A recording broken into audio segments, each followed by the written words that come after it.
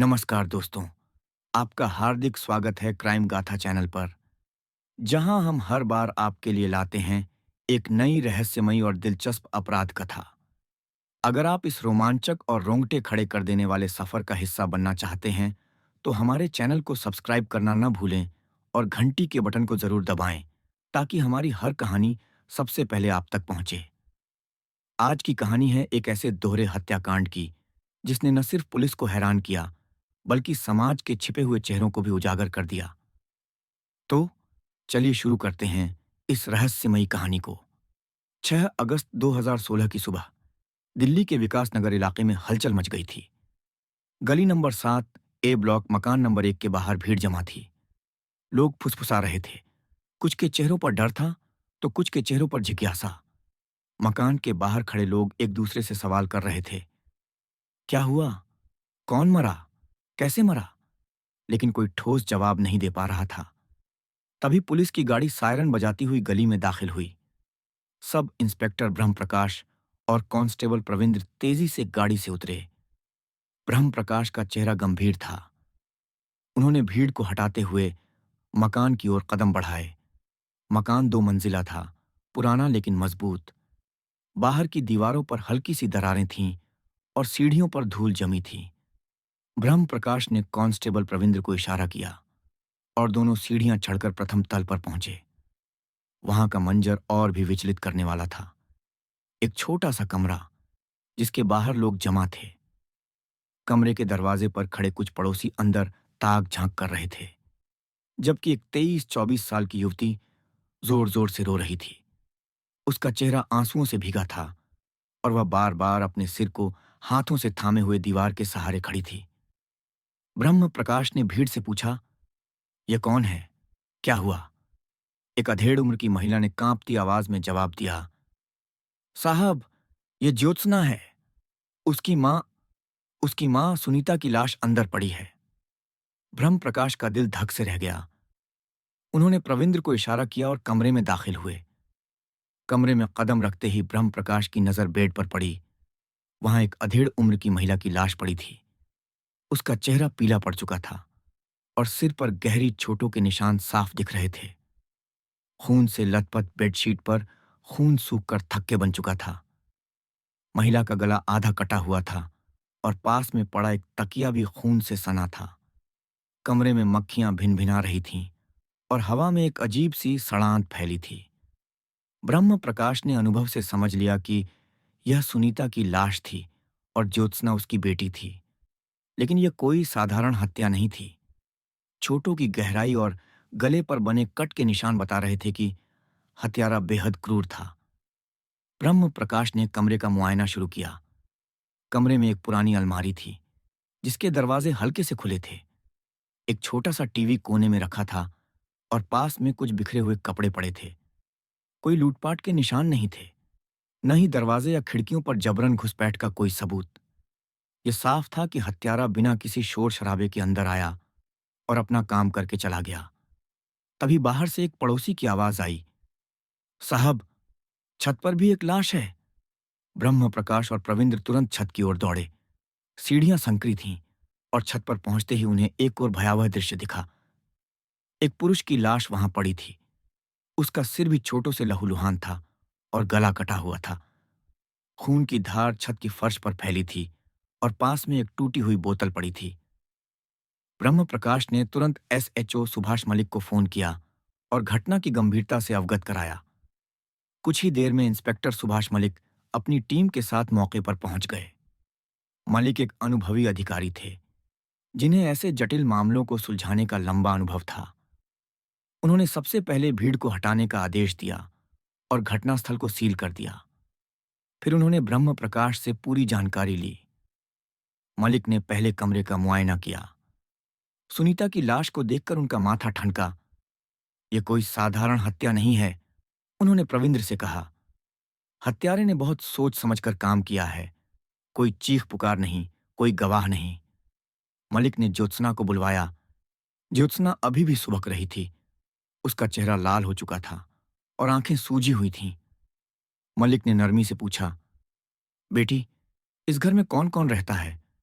ज्योत्सना ने कांपती आवाज में जवाब दिया, साहब, फर्स्ट फ्लोर पर मेरी माँ सुनीता अकेली रहती थी।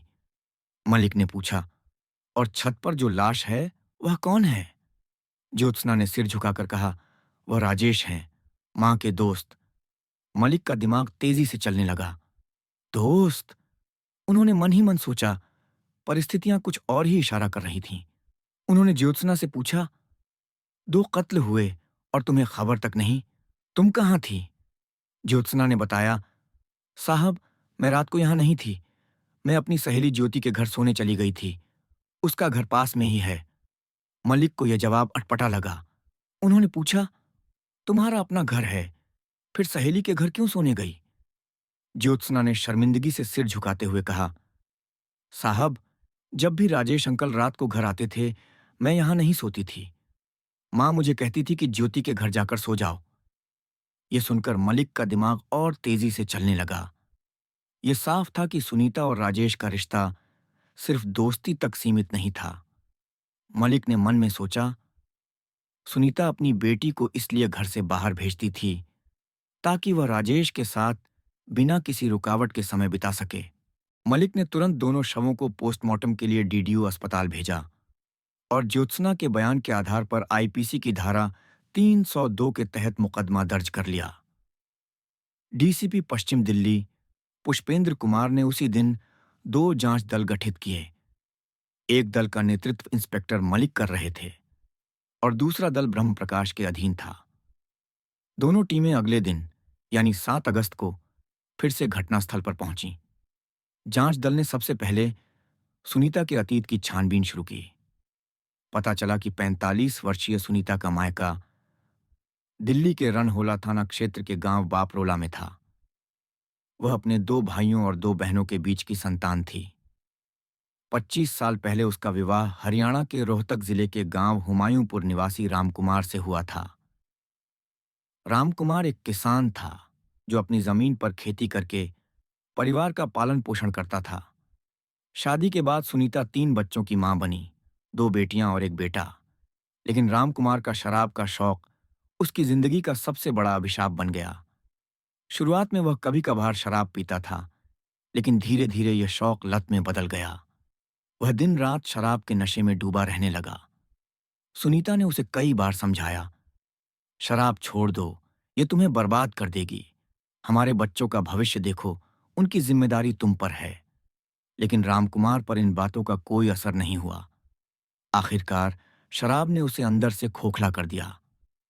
2011 में उसे एक जानलेवा बीमारी ने जकड़ लिया और वह दुनिया छोड़ गया। पति की मौत के बाद सुनीता का ससुराल से मन उचट गया। उसे लगने लगा कि हुमायूंपुर में उसके और उसके बच्चों का भविष्य सुरक्षित नहीं है। उसने अपनी जमीन बेच दी और तीनों बच्चों को लेकर दिल्ली आ गई। कुछ दिन मायके में बिताने के बाद उसने विकास नगर की गली नंबर 7 में मकान नंबर 1 का प्रथम तल किराए पर लिया। भूतल पर एक दूसरा परिवार रहता था। सुनीता ने अपनी बड़ी बेटी का विवाह कर दिया और अपने बेटे अंक को उसकी ससुराल भेज दिया ताकि वह वहां पढ़ाई कर सके। 1.5 साल पहले उसने ज्योत्सना का भी विवाह सोनीपत के एक बालू कारोबारी से कर दिया। अब सुनीता घर में अकेली रह गई थी। पड़ोसियों ने पुलिस को बताया कि सुनीता का स्वभाव क्रोधी था। छोटी छोटी बातों पर वह गुस्सा हो जाती थी और झगड़ा करने से नहीं चूकती थी। लेकिन सुनीता की जिंदगी का एक और पहलू था जो धीरे धीरे सामने आया। बच्चों को ससुराल भेजने के बाद वह पूरी तरह आजाद हो गई थी। पड़ोसियों ने बताया कि उसके घर में नए नए पुरुषों का आना जाना शुरू हो गया था। ये पुरुष अक्सर शराब की बोतल और खाने पीने का सामान लाते थे। सुनीता उनके साथ बैठकर शराब पीती थी और नशे में झूमती नाचती थी। खास तौर पर पिछले 6 महीनों से राजेश नाम का एक शख्स नियमित रूप से उसके घर आने लगा था। राजेश और सुनीता का रिश्ता सिर्फ दोस्ती तक सीमित नहीं था। पड़ोसियों को शक था कि दोनों बंद कमरे में रंगरलियां मनाते थे। हालांकि खिड़कियां और दरवाजे बंद होने की वजह से किसी ने उन्हें आपत्तिजनक हालत में नहीं देखा। लेकिन सुनीता की हरकतें इलाके में चर्चा का विषय बन चुकी थीं।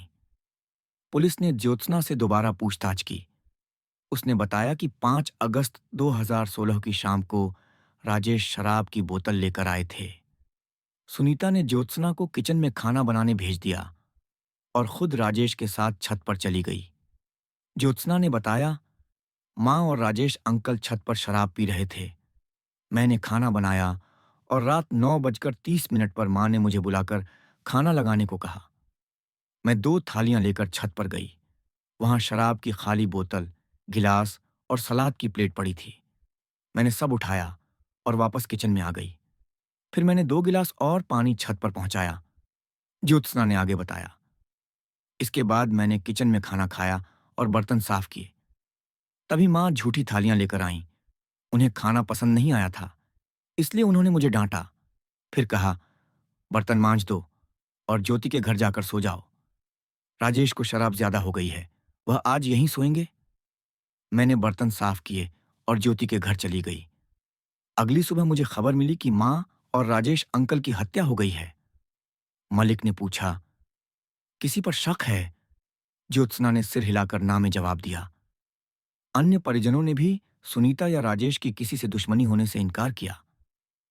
पुलिस ने अब राजेश की जिंदगी की तहकीकात शुरू की। पता चला कि 44 वर्षीय राजेश रोहिणी में रहता था और एक व्यवसायी का कार ड्राइवर था। वह शादीशुदा था, लेकिन उसका मिजाज शौकीन था। उसे नई नई औरतों से दोस्ती करना पसंद था। सुनीता से उसकी मुलाकात भी ऐसी ही किसी मौके पर हुई थी। दोनों एक दूसरे के लिए परफेक्ट पार्टनर बन गए। राजेश न सिर्फ सुनीता के लिए शराब लाता था, बल्कि उसके कई खर्च भी उठाता था। बदले में सुनीता उसे शारीरिक सुख देती थी। पुलिस ने सुनीता और राजेश के मोबाइल नंबर सर्विलांस पर लगाए, लेकिन दोनों फोन 8 अगस्त की शाम से बंद थे। उनकी लोकेशन ट्रेस नहीं हो सकी। जांच दल ने हर संभव कोण से मामले को देखा। क्या यह लूटपाट का मामला था? नहीं, क्योंकि घर से कुछ भी गायब नहीं था। क्या यह पुरानी रंजिश थी? परिजनों ने इससे इनकार किया। फिर मलिक ने एक नया नजरिया अपनाया। उन्होंने सोचा, क्या सुनीता का कोई पुराना प्रेमी जो राजेश से जलता हो, इस हत्याकांड के पीछे हो सकता है? पुलिस ने इस दिशा में भी जांच की, लेकिन कोई ठोस सबूत नहीं मिला। पड़ोसियों ने बताया कि सुनीता के कई पुरुषों से रिश्ते थे, लेकिन कोई उनके नाम या ठिकाने नहीं बता सका। जांच दल एक बार फिर सिर जोड़कर बैठा। तभी मलिक ने एक नई थ्योरी पर काम शुरू किया। क्या सुनीता का कोई करीबी जो उसकी हरकतों से शर्मिंदा था, इस हत्याकांड के पीछे हो सकता है? पुलिस ने सुनीता के दामाद और बेटे अंक पर ध्यान केंद्रित किया। अंक अभी छोटा था और इतना बड़ा अपराध करना उसके बस की बात नहीं थी। लेकिन ज्योत्सना के पति और उसके देवर अमित पर पुलिस का शक गहराने लगा। छानबीन में पता चला कि सुनीता की हरकतों की खबर ज्योत्सना के ससुराल तक पहुंच चुकी थी। ज्योत्सना का देवर अमित खास तौर पर सुनीता से नफरत करता था। वह ज्योत्सना से कहता था, भाभी, तुम इतनी अच्छी हो, लेकिन तुम्हारी माँ उतनी ही बुरी है। उसकी शक्ल देखकर मेरा खून खौलता है। पुलिस को एक और चौंकाने वाली जानकारी मिली।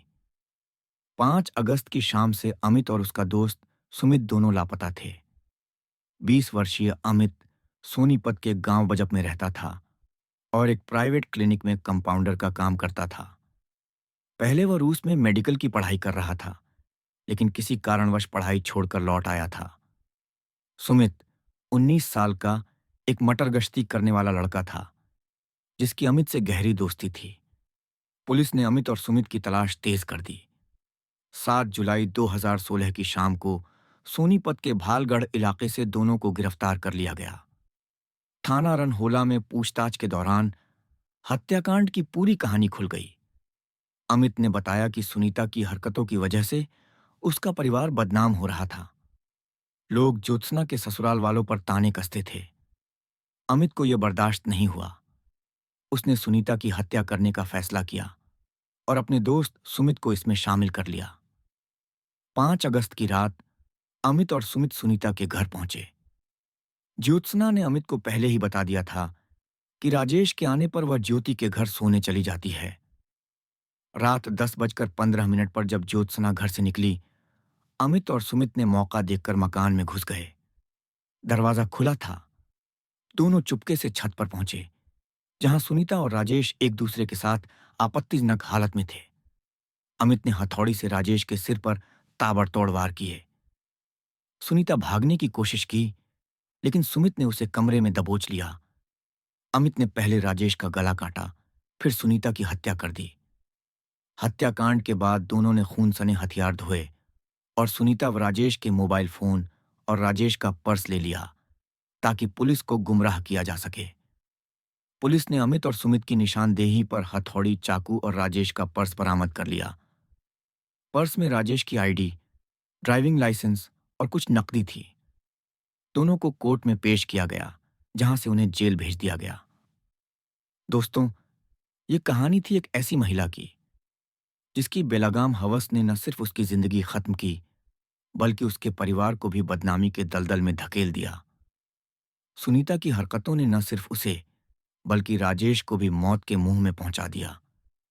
ये कहानी हमें सिखाती है कि अनैतिक रास्तों पर चलने का अंजाम कभी अच्छा नहीं होता। अगर आपको यह कहानी पसंद आई, तो वीडियो को लाइक करें, कमेंट करें और चैनल को सब्सक्राइब करना न भूलें। अगली बार फिर मिलेंगे एक नई क्राइम स्टोरी के साथ।